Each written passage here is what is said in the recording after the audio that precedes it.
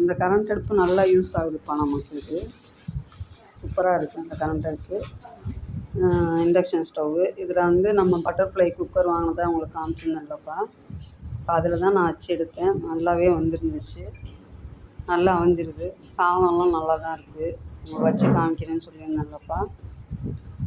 பால்லாம் 7 நிமிஷம்தான். நல்லா காய்ச்சிருக்குப்பா.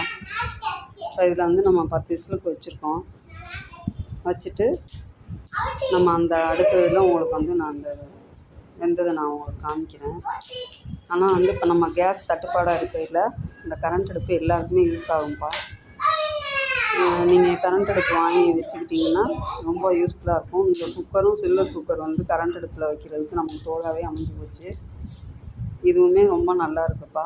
இது ரெண்டுக்குமே வந்து நம்ம கேஸ் மிச்சத்துக்கு இதை வைக்கிறது ரொம்ப நல்லதுப்பா. ஓகேவாப்பா.